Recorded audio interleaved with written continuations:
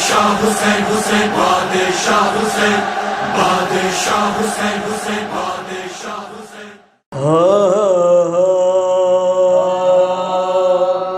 پہنچا جو رن میں شب ریزی جا کا پیسر پہنچا جو رن میں شب ریزی جا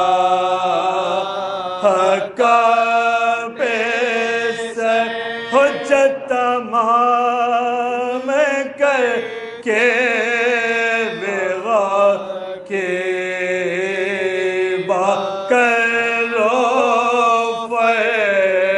عرض کو دے وہ زکے کے جھکے نامیوں کے سر معصوم کے بولے شکر خدا وندو بہرو بر کنبے میں بات رہ گئے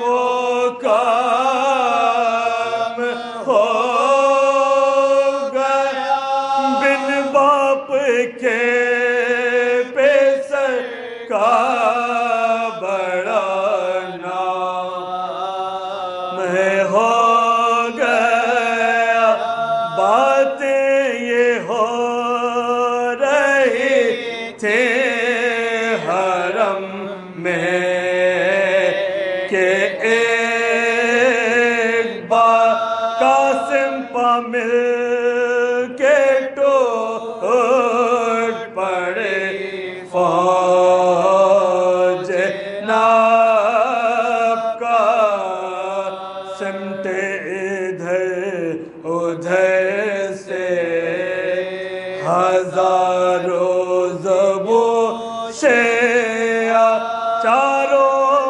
طرف سے پڑھنے لگے تشنا لب پہ ہر بے لیے تھے کرب میں جو بشعور تھے پتھر وہ مارتے تھے جو مجمع سے دور تھے گرتے ہی خاک پر جو ہوا غش وہ محل کا فوج عدو میں فتح کے بعد جو کا ہوا مانے صدا سنے تو یہ دل تھام کر کہا میری کمائی نے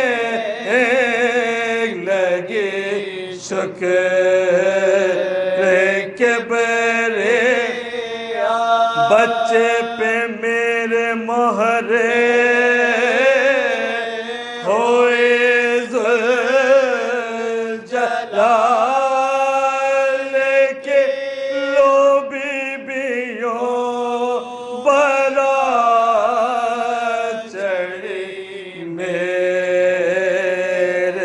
لال کے پہنچا جو رہنے شبر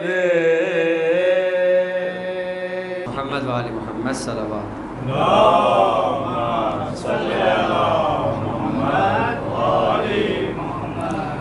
لا حول ولا قوة إلا بالله العلي العظيم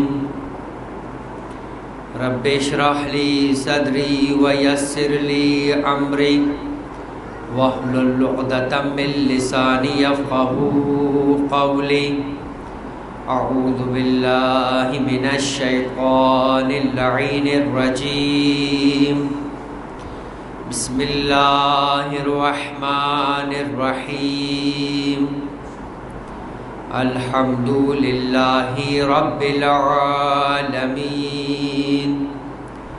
وهو أحسن الخالقين والصلاة والسلام على أشرف الأنبياء والمرسلين خاتم النبيين ورحمة للعالمين سيدنا ونبينا ومولانا أبي القاسم محمد اللهم صل على محمد وآل محمد وعلى آله الطيبين الطاهرين المعصومين المظلومين المنتجبين المنتخبين الميامين لا سيما على بقية الله في الأرضين اللهم عجل لهم فرج إنهم يرونه بعيدا ونراه قريبا ولعنة الله على أعدائهم أجمعين من الآن إلى قيام يوم الدين أما بعد فقد قال الله تبارك وتعالى في كتابه الكريم وفرقانه الحميد وقوله الحق وأصدق الصادقين بسم الله الرحمن الرحيم قد أفلح المؤمنون وقال أيضا في مقام آخر بسم الله الرحمن الرحيم أحسب الناس أن يتركوا أن يقولوا آمنا وهم لا يفتنون ولقد فتنا الذين من قبلهم وليعلمن الله الذين صدقوا وليعلمن الكاذبين درود پڑھے محمد علیہ اللهم صل على محمد وآل محمد. عزیزان محترم، سورہ مبارکہ مومنون اور سورہ مبارکہ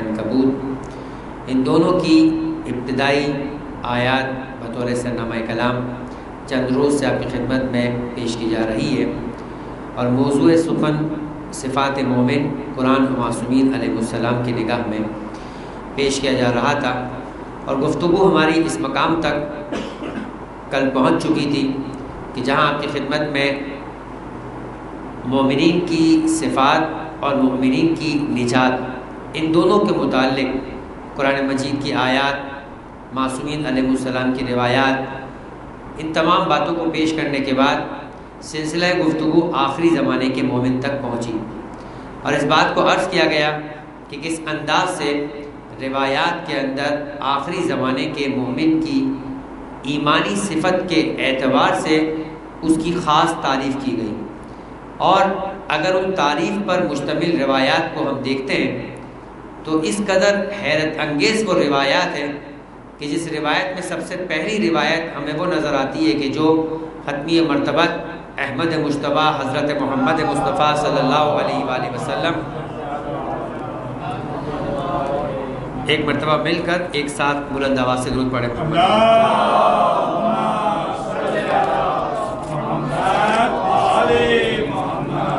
پیغمبر اس انداز سے آخری زمانے کے مومن کی تعریف کرتے اور اپنے دور کے صحابہ کے درمیان بیٹھے ہوئے، یہ بالکل ایسے ہی کہ اگر ہم سمجھنے کے اعتبار سے دیکھیں کہ سلسلہ چہاردہ معصومین جن سے ہمارا ڈائریکٹ اتصال موجود ہے، دین اسلام کے اعتبار سے تو سلسلہ مذہب جناب آدم کے زمانے سے شروع ہوا، لہذا ہر دور کا ایمان لانے والا اپنے نبی پر مومن کہلاتا ہے، اور اس اعتبار سے پروردگار عالم نے جو قرآن مجید کی یہ آیت پیش کی قد افلح المؤمنون کہ مومنین نجات یافتہ ہو گئے، میں نے آپ کی خدمت میں عرض کیا کہ پروردگار عالم نے صاحبان ایمان کو فلاح یافتہ، کامیاب اور نجات ہونے والوں میں سے قرار دیا، اور جا بجا اس بات کا قرآن مجید کے اندر تذکرہ ہوا، اور پھر اس بات کا بھی تذکرہ کیا کہ آخر وہ صاحبان ایمان کس بنا کے اوپر نجات یافتہ قرار پائے۔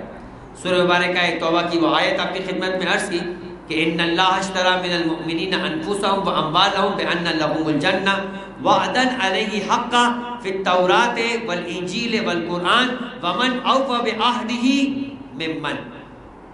پروردگار عالم کہتا ہے کہ اس خدا نے تم مؤمنین سے تمہاری جانوں اور مالوں کو خرید لیا تمہارے اقرار ایمان کے بدلے میں۔ یعنی کیوں تم مومن نجات یافتہ ہو گئے؟ اس لیے کہ تم نے یہ سودا کیا ہے پروردگار عالم کے ساتھ۔ یہ وہ الفاظ نہیں ہے جانے محترم میں نے آپ کی خدمت میں عرض کیا کہ جو خطابت کے الفاظ ہیں کہ میں نے کہہ دیا کہ آپ نے سودا کیا، نہیں، خدا نے اعلان کیا کہ تم نے سودا کیا اور تم نے بیچا ہے۔ تمہارا ایمان لانا تمہاری جان اور مال کا بیچنا ہے۔ تم پروردگار کو بیچتے ہو ایمان لانے کے اقرار کے بعد اپنی جان اور مال کو۔ ایمان لانے کا مطلب یہ نہیں کہ زبان سے لا الہ الا اللہ محمد رسول اللہ کہہ دینا۔ ایمان لانے کا مطلب یہ ہے کہ میں اس بات کا اقرار کرتا ہوں کہ اے پروردگار عالم، میری جان اور میرا مال تیرا ہے اور اس کے بدلے میں تو نے مجھے جنت عطا کی۔ اور یہ وہ چیز ہے وعدن علیہ حق کا کہ یہ تمہارے پروردگار عالم کا حق وعدہ ہے، اور جس کا تذکرہ جو میں نے آپ سے کہا کہ پروردگار عالم نے پہلے کہا فی التوراۃ والانجیل والقرآن، یعنی حضرت موسیٰ کے زمانے کا مومن ہے اس کا بھی یہی وعدہ ہے، حضرت عیسیٰ کے زمانے کا مومن ہے اس کا بھی یہی وعدہ ہے، اور ختمی مرتبت کے دور کا بھی اگر کوئی مومن ہے تو اس کا بھی یہی وعدہ ہے۔ اور اسی لیے پیغمبر اکرم نے فرمایا قولوا لا الہ الا اللہ تفلحوا، کہ لا الہ الا اللہ کہو اور نجات پا جاؤ۔ اسی لیے آٹھویں امام نے فرمایا کہ کلمۃ لا الہ الا اللہ حصنی ومن دخل حصنی امن من عذابی، کہ جو کوئی لا الہ الا اللہ کہے گا وہ میرے قلعے میں داخل ہو جائے گا۔ قلعے میں داخل ہونے کا مطلب یہ ہے کہ اب اس باؤنڈری میں آنے کے بعد اس کے سارے اختیارات ختم ہو جائیں گے۔ اس سے پہلے وہ مختار تھا، اب وہ مجبور ہو جائے گا۔ اگر یہ بات آپ کی کل تک کی گفتگو سمجھ میں آ چکی تو یہ ساری گفتگو کا خلاصہ تھا۔ اب وہ مومن کہ جس نے اپنا سب کچھ بیچ دیا وہ ہر دور میں یکساں نہیں رہا یعنی محترم۔ پیغمبر کے دور میں پیغمبر کے سامنے بھی بیٹھے ہوئے ہیں، اب اس بات سے ہمیں کوئی سروکار نہیں اور نہ ہی ہماری ذمہ داری ہے کہ ہم اپنے سامنے موجود لوگوں کے اظہار ایمان کے بعد انہیں یہ کہتے ہوئے نظر آئے کہ تم مومن ہو، تم مومن نہیں ہو۔ قرآن نے یہ انداز کہیں نہ اپنایا۔ قرآن ہمیشہ کیٹیگوریکل صفات کو بیان کر دیتا ہے اور کہتا ہے تم خود فیصلہ کر لو، اگر یہ صفات ہے تو تم مومن ہو، نہیں ہو تو منافق ہو۔ قرآن یہ نہیں کہتا کہ تم مومن ہو، تم مومن ہو، تم مومن ہو، تم منافق ہو، تم منافق ہو۔ قرآن نے کبھی یہ کام نہ کیا۔ بہت محدود موقع پر اگر کبھی یہ کام پیغمبر نے کیا تو وہ بھی اتنے راز کے ساتھ کیا کہ جب تبوک سے واپسی کے موقع پر چند منافقوں نے پیغمبر کی اونٹنی کو گھاٹی سے گرانا چاہا تو اس وقت آسمان پہ بجلی چمکی اور ان منافقین کے چہرے آشکار ہو گئے، صرف پیغمبر اکرم پر۔ پیغمبر نے اپنے راز میں شریک کیا صرف حذیفہ یمانی کو، اور ایک مرتبہ جب ان تمام کے چہرے اس رخ سے کہ جہاں پر بجلی کڑکی تھی روشن ہو گئے تو حذیفہ کو بتا دیا کہ دیکھو یہ سارے وہ افراد ہیں کہ جو گرچہ کہ میرے انتہائی قریب میں موجود ہیں، جو اپنے آپ کو میرے صحابی کہتے ہیں، مگر قرآن مجید میں پورا سورہ مبارکہ منافقوں کا سورہ بتاتا ہے کہ ہر صحابی مومن نہیں ہے، کچھ منافق بھی تھے، کچھ منافق بھی تھے، ورنہ اس سورہ منافقون کے نازل کرنے کا مطلب کیا ہے؟ اور یہ ایسا سورہ ہے ذان محترم، ایک دفعہ نازل ہو کر ایک دفعہ رکوا نہیں دیا گیا، بلکہ ہر جمعے کو ہر مومن کو نمازیں پڑھنے کے اعتبار سے حکم دیا گیا تاکہ ہر جمعے کو یاد کرے کہ کچھ مومن ہیں تو کچھ منافق بھی، کچھ مومن ہیں تو کچھ منافق بھی۔ اور اس سورہ مبارکہ منافقون میں دکھا دیجئے مجھے کہ کسی ایک منافق کا نام بھی ہو، خصوصیات بتائیے، صفات بیان کر دیے کہ مومن کون ہوتا ہے۔ اور عجیب ہے کہ انداز میں ابتدائی کے اندر کہا گیا کہ اے رسول جب یہ لوگ تم سے کہتے ہیں کہ ہم ایمان لائے تو ان سے کہہ دو کہ تم جھوٹ بولتے ہو۔ اسٹارٹ اسی بات سے، اے رسول جب یہ لوگ تم سے کہتے ہیں اذا جاءک المنافقون، تمہارے سامنے آ کر کہتے ہیں کہ میں ایمان لایا، فرمایا اے حبیب ان سے کہو کہ تم جھوٹ کہتے ہو، تم کہتے تو ہو کہ تم ایمان لائے ہو مگر تمہارا دل مومن نہیں ہے۔ اور پھر اس کے بعد آئے گئے پورے آیات کا سلسلہ ہے۔ اب آخری دور کا مومن، اس کے لیے بھی پیغمبر اکرم نے نبی سنائی اور پھر اس کے بعد روایات نے صفات بیان کی جس کا تعلق ہم سے۔ دیکھیں ایک تو خصوصیات کے اعتبار سے تاریخ انسان کو پڑھنی چاہیے۔ اس تاریخ پڑھنے کا فائدہ صرف مزے لینا نہیں ہے، صرف نعرے لگانا نہیں ہے، یہ سمجھانے کے لیے تاریخ۔ پیغمبر کا جملہ ہے کہ جیسے قوم موسیٰ اپنے دور میں اپنے نبی کے ساتھ کرتی رہی بالکل بے عین ہی، ویسے ہی میری قوم بھی اپنے زمانے میں اپنے رہنمایان الہی کے ساتھ کرتی رہے گی۔ تابق النال بالنال، حتیٰ کہ جس طرح آپ کا قدم چلتا ہے تو آپ کا ایک پیر دوسرے پیر کے پیچھے آتا ہے، کہ ایسے میری قوم حضرت موسیٰ کی قوم کے پیچھے چلے گی۔ اور پھر کہا کہ اگر یعنی اتنی زیادہ مماثلت ہوگی کہ کہا کہ اگر کوئی گوہ ایک خاص قسم کا جانور ہے جو بل بنا کے رہتا ہے، کہ اگر کوئی گوہ کے بل میں گھسا تھا تو تم بھی گوہ کے بل میں گھسو گی، یعنی اتنی مماثلت موجود ہوگی۔ اذان کے احترام میں کچھ دور کے لیے گفتگو روکتے ہیں۔ درود پڑھے محمد وعلى محمد۔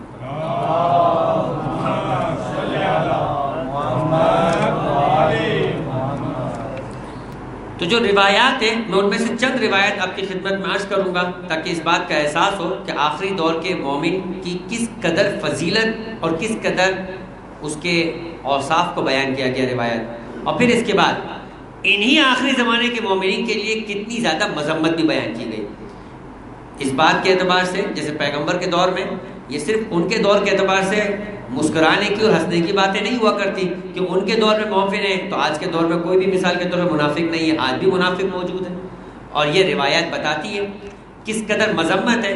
ایک طرف پیغمبر اس انداز سے کہہ رہے ہیں، دیکھیں روایت ہے، علامہ مجلسی بہار الانوار کے اندر اس بات کو نقل کرتے کہ پیغمبر کی خدمت میں آپ کے اصحاب کا ایک گروہ حاضر تھا، پیغمبر نے 2 مرتبہ ارشاد فرمایا اللہم لقنی اخوانی، اللہم لقنی اخوانی، اے خدا مجھے میرے بھائیوں سے ملا دے، اے خدا مجھے میرے بھائیوں سے ملا دے۔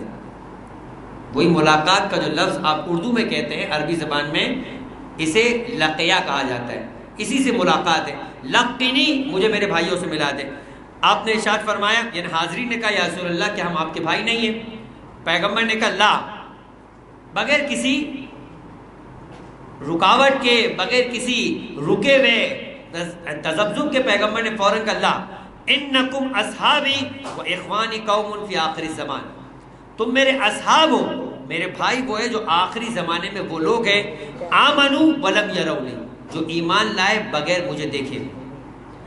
لقد عرفنیہم اللہ باسمائہم، خدا نے صرف انہیں ہمارے ناموں سے آگاہ کیا، مگر ان کا ایمان مجھ پر اتنا ثابت قدم تھا کہ وہ مجھے بغیر دیکھے ہوئے بھی تم سے زیادہ مجھ پر ایمان لاتے تھے۔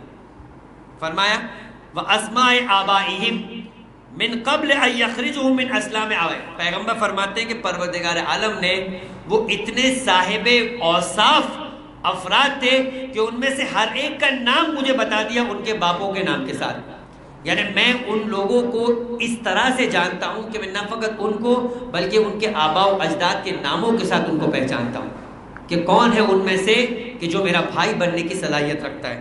فرمایا وہ بغیر مجھ کو دیکھ کر مجھ پر ایمان لائے، اور خدا نے مجھے ان کے نام اور ان کے آباء و اجداد کے نام اس وقت بتا دیے جب وہ اپنے آباء و اجداد کے صلبوں اور اپنی ماؤں کے شکموں سے نکلے بھی نہیں تھے۔ فرمایا ان بیچاروں کے لیے اپنے دین پہ قائم رہنا اتنا زیادہ مشکل ہوگا جتنا اندھیری رات میں کانٹوں پر چلنا۔ یعنی اس دور میں جو کہ آخری دور ہے، اگر کوئی ثابت قدم ہے اپنے ایمان پر تو پیغمبر اس کی زحمتوں کو جانتے ہیں۔ فرمایا وہ ایسا ہے جیسے ایک تو آپ دیکھتے ہوئے آپ کو چلنا ہی چلنا ہے کانٹوں سے بھرپور راستے پر، کہ نہیں اندھیرا ہے، اسے کچھ سجھائی نہیں دے رہا، اس کے لیے کوئی راستہ نہیں ہے، اور اسے چلنا بھی ہے، راستہ طے بھی کرنا ہے اور کانٹوں پر سے چل کے چلنا ہے، مگر وہ چل رہا ہے میری محبت میں، میری ذریت کے محبت میں۔ فرمایا اور دوسری پیغمبر نے مثال دی، یا تو سمجھو کہ کانٹوں پر چلنا ہے یا سمجھو کہ بغیر دیکھے انگاروں پر چلنا ہے۔ کل آپ کی خدمت میں نے عرض کیا کہ چوتھے امام نے فرمایا تھا کہ ہاتھ پر انگارہ رکھنا آسان ہوگا مگر آخری زمانے میں ایمان کو بچانا مشکل ہوگا۔ پیغمبر فرما رہے انگارے کی بات نہیں کر رہے، انگاروں پر چلنا پڑے گا اگر وہ چلیں گے اور اپنے ایمان پہ ثابت قدم رہیں گے۔ فرمایا وہی لوگ تو وہ ہے جو در حقیقت اندھیری رات کے چراغ ہوں گے، اور خدا ان لوگوں کو ہر قسم کے گمبھیر تاریک فتنوں سے نجات دے گا۔ یہ کس کی صفت ہے؟ یہ آخری دور کے مومن کی صفت ہے۔ پھر اس کے بعد فرمایا پیغمبر اکرم نے، اور روایت ہے امام جعفر صادق علیہ افضل الصلاۃ والسلام کی،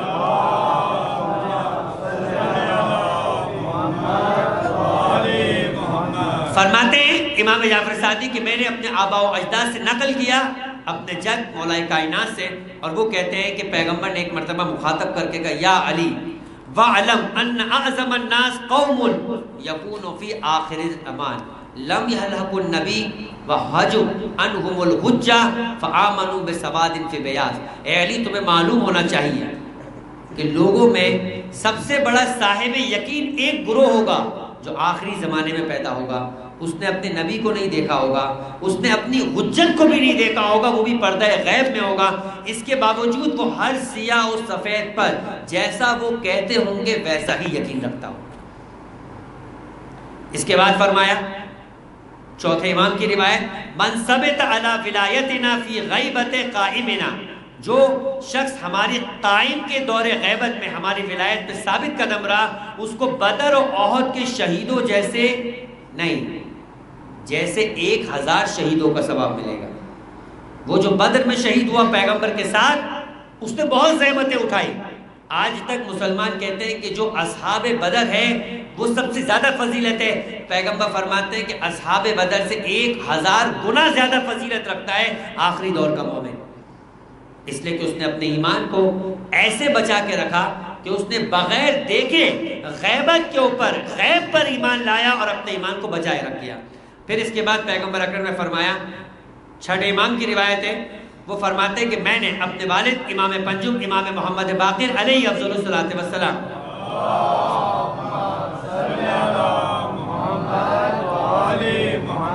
اب یہ دیکھیں بعض اوقات آخری دور کا مومن کبھی کبھی یہ بھی کہتا ہے، جیسے ہم میں سے ایک بہت بڑی غلطی ہے، ہم زمانے کا امام کا انتظار اگر یہ سوچ کر رہے ہیں کہ ہمیں جائیدادیں مل جائے گی، ہمارا بینک بیلنس بڑھ جائے گا، بڑے بڑے رہائشی بینگلو ملیں گے، اور جس طریقے سے بل گیٹس دنیا میں رہتا ہے اسی طریقے سے ہم بھی رہیں گے۔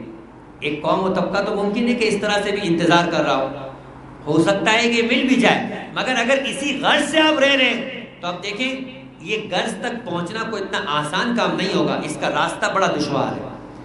پیغمبر فرما رہے ہیں ابو جعفر امام محمد باقر کہ خدا بھلا کرے، ہم لوگوں نے تو حضرت صاحب حق کے انتظار میں اپنے بازاروں میں جانا ترک کر دیا، کہیں ایسا نہ ہو کہ کوئی شخص اس سلسلے میں سوال کرے۔ تو امام نے فرمایا یا عبد الحمید اترا من حبس نفسہ علی اللہ، یعنی اس نے شکوہ کیا صحابی نے کہ آپ نے بار بار کہا کہ وہ فرج اور کشائش کا دور آنے والا ہے، قائم کا دور آنے والا ہے۔ یہ پانچویں امام کے دور کا صحابی شکوہ کر رہا ہے کہ آخر وہ قائم کیوں نہیں آتے۔ پانچویں امام کا دور کب کا ہے؟ پانچویں امام کی ولادت 57 ہجری، پانچویں امام کی شہادت 114 ہجری۔ اس دور کا مومن یعنی 125 ہجری کا دور کہاں، اور آج 1442، 1400 سال تقریباً پہلے کا مومن بھی قائم کا انتظار کر رہا ہے اور شکوہ کر رہا ہے، اپنے بازاروں میں جانا چھوڑ دیا۔ کہیں کوئی پلٹ کر ہم کو پوچھے نہیں کہاں ہے وہ تمہارا قائم جس کا تم انتظار کر رہے ہو؟ جس طرح سے بنی اسرائیل کے دور میں بنی اسرائیل والے انتظار کر رہے تھے، مثال دی گئی ہے کہ جیسے بنی اسرائیل والے اپنے دین سے پھر گئے تھے، قائم کا دور کا مومن بھی قائم سے اپنے ایمان کو پھرا دے گا۔ قائم سے تو دور کی بات، امام پنجم کے دور کے اندر ان کا صحابی کہہ رہا ہے ہم نے بازاروں میں جانے شرم کی وجہ سے چھوڑ دیا کہ کوئی ہم کو پکڑ کے نہیں پوچھے کہاں ہے تمہارا قائم کہ جو تمہاری نجات کا ذریعہ ہے۔ امام پنجم فرماتے ہیں عبد الحمید کیا تمہارا یہ خیال ہے کہ جو شخص اللہ پہ بھروسہ کر کے ضبط سے کام لے گا ان کے لیے کوئی راستہ خدا پیدا نہ کرے گا؟ نہیں، خدا کی قسم، بلکہ وہ ضرور اس کے لیے راستہ پیدا کرے گا۔ اللہ اس بندے پر رحم کرے جو ہماری محبت پہ ثابت قدم رہے، اللہ رحم کرے اس بندے پر جو ہمارے عمل کو زندہ کرے۔ راوی نے کہا مولا اگر میں قائم کا دور آنے سے پہلے مر جاؤں تو؟ آپ پریشان ہیں کہ آپ قائم کے دور کے ظہور کرنے سے پہلے مر جائیں گے؟ امام پنجم کے دور کا صحابی پریشان تب مر جاؤں تو؟ آج اگر ہم روایت پڑھیں تو ہم مسکراتے ہوئے نظر آئیں گے، 1000 سال اور گزر گئے ابھی بھی قائم نے ظہور نہیں کیا، اور 1000 سال اور گزر جائیں گے، کسی کے پاس کوئی دلیل نہیں ہے، کوئی وقت نہیں ہے۔ کذب الوقاتون، روایت میں صریحاً کہہ دیا گیا جھوٹا ہے وہ شخص جو روایت کے مطابق وقت بتائے کہ کب زمانے کی ماں ظہور کریں گے۔ آپ کو نشانیاں بتا دی، مگر ایسی کئی نشانیاں ہیں جس کے ہر نشانی کے اوپر آپ یہ کہیں اب تو قائم آنے والے ہیں، مگر قائم نہیں آئے۔ اور مولا کائنات اپنے دور میں کہتے ہوئے نظر آئے بار بار ایسی نشانیاں آئے گی کہ جس کے بعد تمہیں یقین ہو جائے گا، مگر پھر صدی گزر جائے گی، پھر صدی گزر جائے گی۔ اور اگر خدا اپنے قائم کو ظہور کرانے والا ہوگا تو امام پنجم کی روایت ہے کہ ایک رات میں ساری نشانیاں ظاہر ہو جائے گی اور ہمارا قائم ظاہر ہو جائے گا. تو تمہیں اس سے فرق نہیں پڑنا چاہیے کہ قائم کب ظہور کرے گا. تمہاری ذمہ داری کہ تم اپنے ایمان پہ ثابت قدم رہو. عزیزان محترم، درخواست کی جا رہی ہے کہ پھر تھوڑا سا آگے آ جائے تاکہ پیچھے آنے والے مومنین کے لیے مناسب جگہ بن پائے. درود پڑھے محمد والے.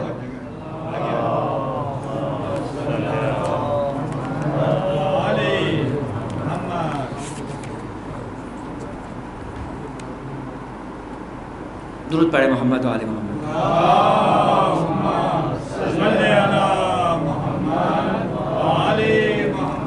جو باٹم لائن ہے سمجھنے کی عزیزان محترم کہ آج کا مومن بار بار پریشان ہے کہ کون سی نشانی ہے. وہ فلاں جگہ پہ دھماکہ ہو گیا، اس کا مطلب یہ کہ امام آنے والے.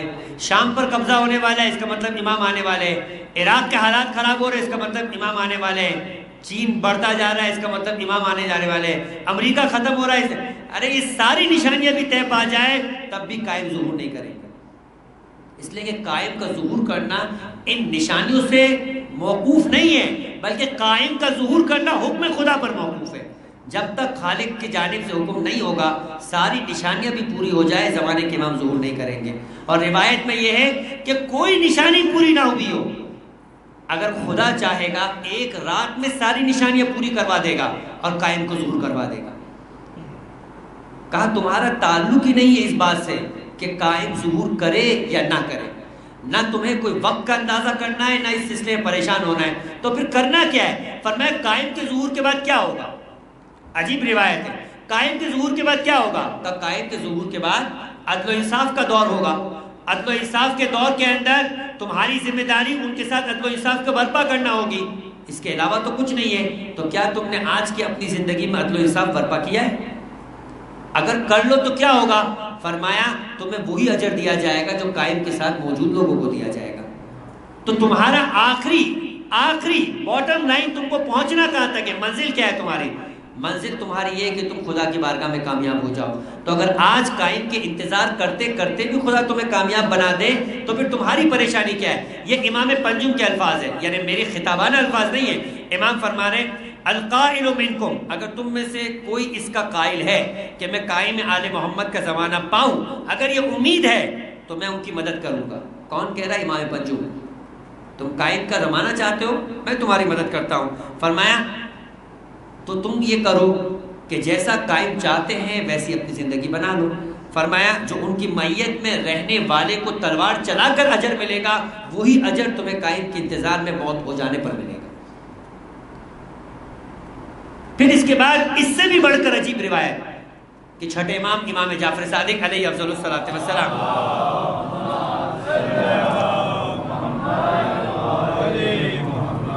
اور یہ روایت یعنی اگر انسان اپنے ایمان کو ثابت قدم رکھے. چھٹے امام کا دور ہے اور فرمایا عنوان ہی قرار دیا گیا کہ مومنین میں افضل کون.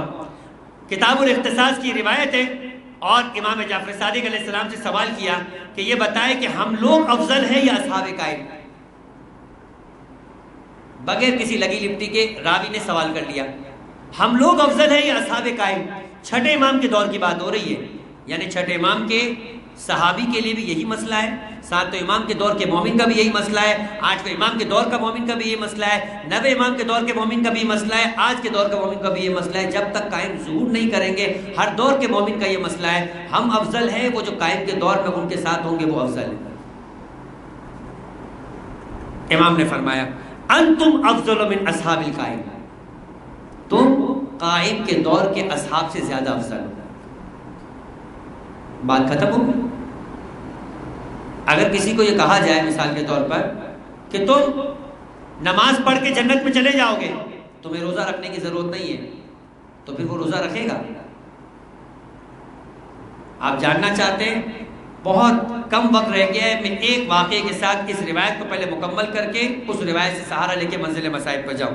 فرمایا انتم افضل من اصحاب القائم، تم قائم کے اصحاب اور ان کے دوستوں سے، ان کے ساتھیوں سے، ان کے ساتھ موجود لوگوں سے افضل ہو. وَذَلِكَ أَنْتُمْ تَمْسُونَ وَتَسْبِحُونَ خَائِفِينَ عَلَى إِمَامِكُمْ، اس لیے فرمایا کہ تم ہر صبح و شام ائمہ جور یعنی ظالم حکمرانوں کے درمیان اپنی جان اور اپنے امام کی جان کا خوف لے کر اپنی عبادتوں کو انجام دیتے ہو. اگر تم نماز بھی پڑھتے ہو تو خوف کے ساتھ, اگر روزہ بھی رکھتے ہو تو خوف کے ساتھ. یہ سارے الفاظ روایت کے. فرماتے ان صلیتم فصلاتکم فی تقیۃ وان صمتم فصیامکم فی تقیۃ وان حججتم فحجکم فی تقیۃ وان شہدتم لم تقبل شہادتکم وعدد اشیاء من نحو ھذا مثل ھذہ. فرمایا تم خمس دیتے ہو خوف کے ذریعے سے تمہارا مال نہ پکڑا جائے. آج کون خمس دیتا ہے اپنے اکاؤنٹ میں شو کر سکتا ہے حکومت وقت کو؟ کوئی نہیں کر سکتا. شو کرے گا تو پکڑا جائے گا. ورنہ ہونا کیا چاہیے کہ اگر وہ ہے مسلمان حکومت کے اندر, مومن حکومت میں, تو شو کرے کہ میں دیتا ہوں. پھر کس بات کا خوف ہے؟ تقلید کرتا ہے, ڈرتا ہے بتانے سے کہ میں شیعہ ہوں. نماز پڑھتا ہے, ڈرتا ہے بتانے سے کہ میں اہل بیت کا ماننے والا ہوں. چھپ کر ایسے علاقوں میں جب جاتا ہے تو یہ بتاتا ہی نہیں ہے کہ میں مومن ہوں. کہ تمہارا یہ سب کچھ چھپ چھپ کر اپنے ایمان پہ باقی رکھنا, یہی تمہیں اصحاب قائم سے بڑھا دیتا ہے کہ تم اپنے ایمان پہ ثابت قدم ہو. خدا یہ نہیں دیکھتا کہ تمہیں کیا کیا فیسلٹیز مل رہی ہے, دیکھتا ہے کہ نہیں مل رہی تو تم کیا کر رہے ہو. کہ تمہارا مقام اصحاب قائم سے بڑھ کر ہے. فرمایا اس کے بعد کہ محض شیعہ ہونے کی بنا کے اوپر تمہیں نوکریاں نہیں دی جاتی, تمہاری گواہیاں قبول نہیں کی جاتی, تمہیں گھر نہیں دیے جاتے. یہ روایتوں کے الفاظ ہیں. اور تم پھر بھی ہم سے ہماری محبت پہ قائم رہتے ہو. یہ قربانیاں جو تم دے رہے ہو یہ رائگاں نہیں جائے گی. ان قربانیوں کی بنا پر تمہارا مقام اصحاب قائم سے بڑھ کر ہے. پھر فرمایا, راوی نے ایک مرتبہ سوال کر لیا, مولا پھر ہم انتظار کیوں کر رہے ہیں, اتنی شدت سے انتظار کر رہے؟ کہا کہ افضل الفرج, کہا کہ افضل العبادہ انتظار الفرج, کہ افضل عبادت کیا ہے؟ انتظار فرج. ہم قائم کا انتظار کیوں کر رہے ہیں؟ یہ بھی راوی نے سوال کیا اور روایت مکمل ہو گئی. فرمایا میں نے عرض کی, راوی کہتا ہے کہ اگر ہم لوگ افضل ہے تو ہم قائم علیہ السلام کی تمنا کیوں کرتے ہیں؟ امام نے فرمایا کون نہیں چاہتا اچھے حالات تک پہنچنا. آپ اس مملکت پاکستان میں رہ رہے ہیں, یہ خود بھی ایک خدا کی نعمت ہے, مگر یہاں بہت مشکلات بھی ہیں, مسائل بھی ہیں. آپ دیکھتے ہیں کہ کس انداز سے یہاں کے حکمران یہاں کے وسائل کو لوٹتے جا رہے ہیں اور قوم کو ان کے بنیادی حقوق سے دور کرتے جا رہے ہیں. اسی وجہ سے ہر جوان چاہتا ہے کہ اس ملک سے فرار اختیار کر کے کسی سکون کی جگہ پہ چلا جائے. بہت کچھ اچھا ہے, وطن ہے, مگر پھر بھی اچھی جگہ جانا چاہتا ہے. اسی لیے فرمایا کہ تمہیں سارے مقامات دیے گئے مگر بالآخر انسان سکون تو جاتا ہے, بالآخر انسان سکون تو چاہتا ہے. اس جنت سے اچھی ہو سکتا ہے کہ آپ کی دنیا ہو, مگر پھر بھی آپ جنت میں جانا تو چاہتے ہیں. کیوں؟ اس لیے کہ کون ہے کہ جو عدل و انصاف سے بھرپور سکون کی زندگی نہ بسر کرنا چاہے. مگر یاد رکھو سکون کے باوجود درجہ اس کا بلند ہے جو مشکل میں اپنے ایمان پہ ثابت قدم رہا. اسی لیے فرمایا جو کربلا والوں کا درجہ ہے وہ قائم کے ساتھ موجود لوگوں کا درجہ نہیں ہے, اس لیے کہ وہ آسان نہیں. ایک دور کی انتہائی عظیم ہستی نے سوچنا شروع کیا. کبھی کبھی ممکن ہے کہ ہم بھی سوچتے ہو, کوفے والے کا مذاق اڑاتے ہو, کہتے کہ کوفے والوں نے امام کا ساتھ نہیں دیا.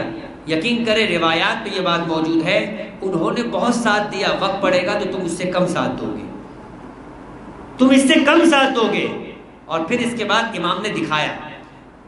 وہ شخص خواب میں سو گیا اور جب خواب میں اپنے آپ کو کربلا میں دیکھتا ہے, کربلا کے اندر اس موقع پر جب امام حسین نماز کے لیے آمادہ ہے, اس وقت کہ جب سعید ابن عبداللہ 90 سال کا بوڑھا جو شاید تلوار اٹھانے جتنی طاقت بھی نہیں رکھتے تھے, اپنی کمر کو پٹکے سے باندھا, اپنی لٹکی ہوئی بھووں کو رومال سے باندھا اور امام کے سامنے کھڑے ہو گئے. کہنے لگا کچھ اور نہیں کر سکتا, اتنا کر سکتا ہوں کہ بوڑھی پسلیوں پہ تیر کھاؤں اور اپنے امام تک تیر کو پہنچنے سے روکوں. تیر کھاتا گیا, کھاتے گئے تیر, اتنے تیر کھائے کہ مقتل کے الفاظ ہے کہ لگتا ہے کہ سعید نے اپنی جان کے ساتھ معاہدہ کیا تھا کہ میں اتنا بوڑھا ہوں کہ میں اتنی تیروں کو کھانے کی قوت نہیں رکھتا, مگر تجھے اجازت نہیں ہے کہ میرے جسم سے نکل جب تک میرا مولا اپنی نماز مکمل نہ کرے. یہاں امام نے اپنی آخری تکبیر کہی, وہاں سعید گرے اور امام کی گود میں ان کا سر آ کے گرا اور سعید نے ایک ہی جملہ کہا, کیا میں نے اپنے وعدے کو وفا کر دیا؟ امام نے فرمایا تو نے اپنی بات پوری کر دی, تو نے بہترین انداز میں وفا کی۔ عزیزان محترم، یہ سعید تھے۔ اس واقعے کو سننے کے بعد اسے ایک عالم دین نے ایک مرتبہ سوچنا شروع کیا کہ اگر میں بھی ہوتا تو یہی کرتا۔ ہم اور آپ یہ کہتے ہیں، دیکھیں ایک مرتبہ تو ہمیں سکھایا جاتا ہے فَيَا لَيْتَنِي كُنْتُ مَعَكُمْ، یعنی یہ امام معصوم کہہ رہے ہیں، یہ میں اور آپ ان کی تعظیم میں کہہ رہے ہیں، ورنہ یہ اصل الفاظ تو امام معصوم کے زیارت بارثہ کے اندر کہ چھٹا امام یہ کہہ رہا ہے امام مظلوم سے کہ کاش کہ میں کربلا میں ہوتا، ساتواں امام یہ کہہ رہے کہ کاش کہ میں کربلا میں ہوتا، آٹھویں امام یہ کہہ رہے کہ کاش کہ میں کربلا میں ہوتا۔ ان کی معیت میں ہم کہہ رہے ہیں کہ کاش کہ میں کربلا میں ہوتا۔ مگر یہ کاش کہنا آسان ہے، کیا یہ کاش پورا کرنا بھی آسان ہے؟ وہ عالم دین خواب میں دیکھتے اور امام اسے اشارہ کرتے ہیں کہ آ جاؤ سعید کے ساتھ کھڑے ہو جاؤ۔ الفاظ ہیں روایت کے کہ تیر میری جانب آیا اور میں نیچے جھک گیا، اور وہ تیر جا کر امام حسین کو لگ گیا۔ کہا میں پلٹا اور خوف زدہ ہو گیا کہ میرے اس ہٹنے سے یہ تیر امام کو جا کے لگا۔ کہا میں ایک مرتبہ پھر اپنا سینہ تان کے کھڑا ہو گیا، اب کوئی تیر آ گیا تو میں اسے اپنے سینے پہ لوں گا۔ کہ سعید برابر میں لے رہے، وہ 90 سال کا بوڑھا لے رہا ہے اور میں 40 سال کا جوان اپنی جان کو بچانے کے لیے کبھی دائیں ہو رہا ہوں کبھی بائیں ہو رہا ہوں، ایک تیر بھی میں نے اپنے جسم پہ نہیں لیا۔ نماز مکمل ہوئی، امام نے مسکرا کر دیکھا، کہا تم سعید نہیں بن سکتے۔ اب سمجھ میں آیا کہ کربلا والا کس کو کہتے ہیں، اب سمجھ میں آیا کہ میں نے کیوں فخر کیا تھا کہ جیسے ساتھی مجھے ملے ویسے میرے نانا رسول خدا کو نہیں ملے، جیسے مجھے ملے ویسے میرے بابا علی مرتضیٰ کو نہیں ملے، جیسے مجھے ملے ویسے میرے بھیا حسن مصطفیٰ کو نہیں ملے۔ حسن کا بیٹا جس کے مصائب آج پڑھنے ہیں، کیا کمال تھا اس بچے کا کہ 13 سال کا سن ہے، جس سن میں ہمارے یہاں بچہ کبھی ان چیزوں کو سوچتا نہیں ہے۔ کربلا کے میدان میں شب عاشور جب ایک ایک کو امام امتحان لینے کے بعد بتا رہے ہیں کہ اے سعید تو مقام فلاں کے اوپر شہادت پائے گا، ابھی تم فلاں مقام پہ شہید ہوگے، زہیر تم فلاں مقام پہ گرو گے، برید تم فلاں مقام پہ گرو گے، حراج ابن نافع تم اس انداز سے شہید ہوگے، جنت میں تمہارا یہ مقام ہوگا۔ ایک ایک کر کے سب کا نام لے لیا مگر قاسم کا نام نہ آیا۔ قاسم روایت کے الفاظ ہے کہ اپنے پنڈلیوں پر کھڑے تھے کہ کسی طریقے سے امام کو دکھا سکے کہ میرا قد بڑا ہے اور آپ مجھے کیوں نہیں ان کربلا کے شہیدوں میں شمار کر رہے ہیں۔ مگر ایسا لگا کہ امام نے دیکھتے ہوئے بھی قاسم کی تمنا کا جواب نہ دیا۔ ایک مرتبہ قاسم خود بول پڑے، کہا شہزادے نے چچا جان کیا کل کے شہیدوں میں میرا نام نہیں؟ یہاں لوگ اپنی جانوں کو بچانے کے، لوگ اپنے آپ کو بچانے کے معاملے میں پڑے ہیں، اور کربلا کے اندر بچہ اپنی جان حسین پہ قربان کرنے کے لیے تیار ہے۔ مائیں اپنی قربانیوں کو اپنے ہاتھ سے سجا رہی ہیں۔ جس کے پاس کچھ دینے کے لیے نہیں ہے وہ پریشان ہے، جس کے پاس دینے کے لیے ہے وہ مطمئن ہے۔ عزیز و امام نے ایک مرتبہ قاسم کے سوال کا جواب دیا، کیفا انتقل موت، قاسم موت کو سمجھتے کیا ہو؟ جس شہادت کی تم بات کر رہے ہو تمہیں پتا بھی ہے کہ موت کسے کہتے ہیں؟ خدا کی قسم دنیا کا سب سے بڑا فلسفی بھی ہو تو وہ جواب نہ دے سکے گا جو 13 سال کے اس بچے نے جواب دیا، احلی من العسل، چچا جان موت شہد سے زیادہ شیرین ہے۔ امام نے فرمایا قاسم کل تم اپنے نام کی بات کرتے ہو، تمہارا چھوٹا بھائی علی اصغر بھی کل کے شہیدوں میں شامل ہے۔ اتنا سننا تھا کہ غیرت حسن ایک مرتبہ جلال کے عالم میں آ کر یہ بچہ پوچھتا ہے کہ کیا یہ خیمے اشقیا خیموں میں گھس آئیں گے؟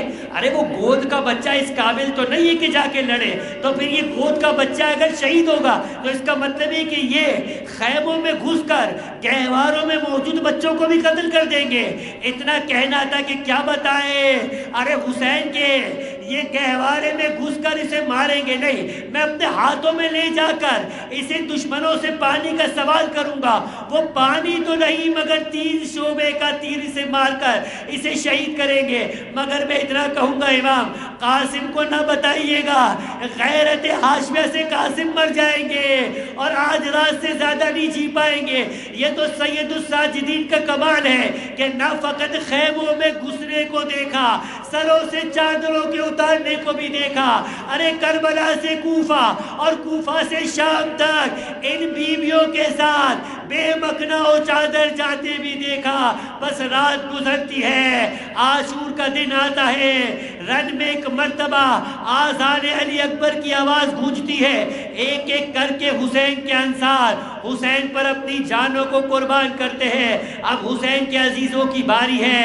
اولاد عقیل پہلے جا کر شہید ہوئی، اولاد مسلم پھر شہید ہوئی، اولاد امیر المومنین پھر شہید ہوئی، اولاد عباس کی باری آئی، اولاد حسن کی باری آئی۔ مگر ایک مرتبہ قاسم جب بھی اپنے چچا کی خدمت میں جاتے ہیں، مقتل کے الفاظ ہے، کبھی ہاتھوں کو چومتے ہیں، کبھی پاؤں کو چومتے ہیں اور اجازت مانگتے ہیں، مگر ایک ہی جملہ ہے، تو میرے بھائی حسن کی نشانی ہے، میں کیسے تجھے مرنے کی اجازت دوں؟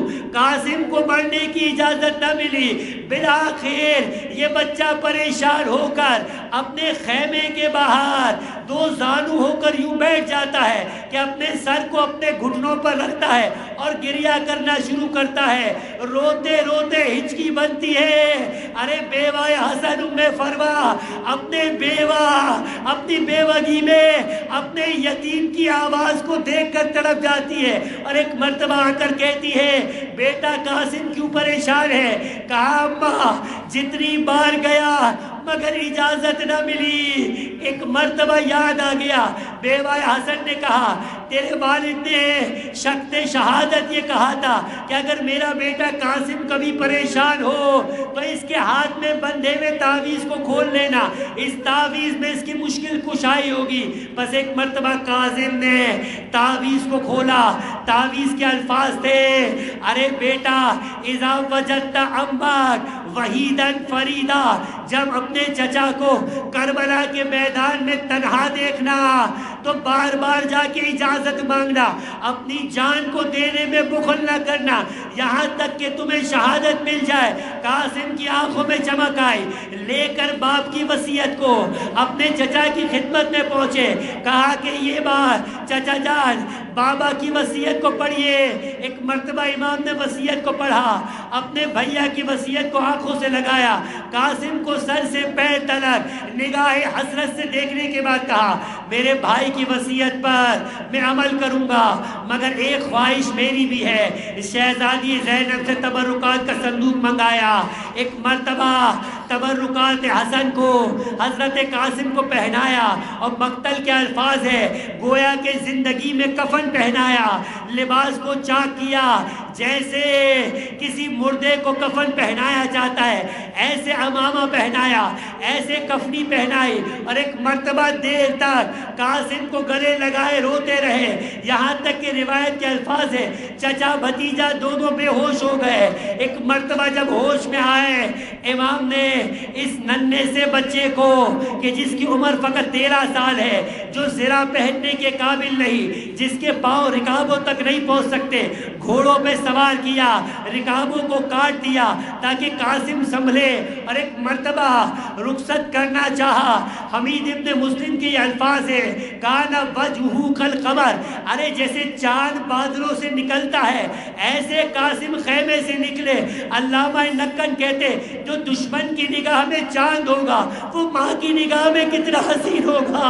ارے قاسم کی ماں ام فروا کی کل دولت قاسم لٹنے جا رہی ہے، مگر ام فروا مصلی پر بیٹھ کر خدا کا شکر ادا کر رہی ہے۔ امام نے ایک مرتبہ کہا، میں نے سنا ہے کہ ماں کی دعا بیٹے کے حق میں قبول ہے، مجھے اور کوئی تمنا تو نہیں، مگر قاسم کے مقابلے میں شام کا سب سے بڑا پہلوان ارزق شامی کا بیٹا آ رہا ہے۔ اے ام فروا مصلی پر بیٹھ کے خدا سے دعا کر کہ خدا اس دشمن کے مقابلے میں میرے بھتیجے کو کامیاب کرے۔ یہاں فروا نے مسلح بچھایا، وہاں حسین نے اپنے ہاتھوں کو بلند کیا، یا قاسم کی تلوار کا وار چلا، ارزق کا ایک بیٹا قتل ہوا، دوسرا قتل ہوا، تیسرا قتل ہوا، چوتھا قتل ہوا، ارزق کی چاروں اولاد قتل ہو گئی۔ اب ارزق کی آنکھوں میں خون نکل آیا، خود میدان میں آیا۔ ایک مرتبہ امام نے دعا کی، اے یوسف کو یعقوب کو پلٹانے والے، اے پروردگار جس نے اسماعیل کو حاجرہ تک پہنچایا، میرے قاسم کی لاج رکھنا۔ قاسم کا وار چلا، ارزق دو ٹکڑے ہو کر گرا۔ ایک مرتبہ قاسم پلٹے اور کہا کہ چچا جان پیاس کا غلبہ ہے۔ امام نے اپنی انگوٹھی نکالی، قاسم کے منہ میں دی، قاسم کو کچھ اطمینان ہوا۔ حضرت قاسم میدان میں آئے اور ایک مرتبہ پھر رجس پڑا، حملہ کیا، فوج اشکیا نے گھیرا، کسی نے تلوار ماری، کسی نے نیزہ مارا، 33 تیر قاسم کے بدن پہ لگے۔ عزیزوں جو جاتا تھا وہ سرا پہن کر جاتا تھا، میرا قاسم 33 تیر اس بدن ناظرین میں پیوست ہوئے، زمین کربلا میں گرا۔ کوئی ملعون آگے بڑھ کر قاسم کا سر کاٹنا چاہتا تھا، حسین سے رہا نہ گیا، غضب کا حملہ کیا۔ فوج دائیں طرف کی بائیں طرف، بائیں طرف کی دائیں طرف، قاسم ایڑیاں رگڑتے رہے، کہتے جاتے تھے یا اماں ہو ادرکنی، یا اماں ہو ادرکنی۔ لاشیں قاسم پامال ہو گئی۔ ارے حسین کبھی کہیں سے لاش کے ٹکڑے کو، کبھی کہیں سے لاش کے ٹکڑے کو پکڑ کے لاشیں قاسم جمع کرتے جاتے تھے اور کہتے جاتے تھے بیٹا قاسم کس قدر شاہ کے تیرے چچا پر تو مدد کو پکارے، تیرا چچا مدد کو نہ پوچھ۔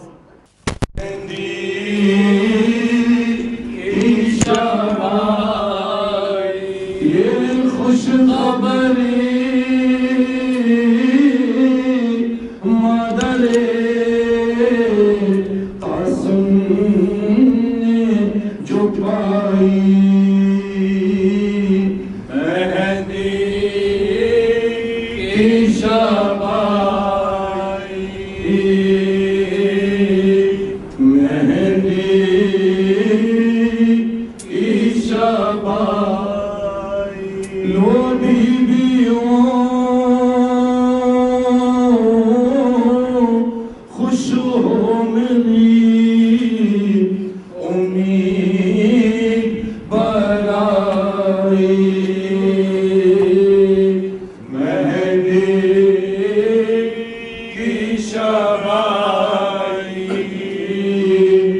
مہدی کی شبائی، دولہا بھی بنا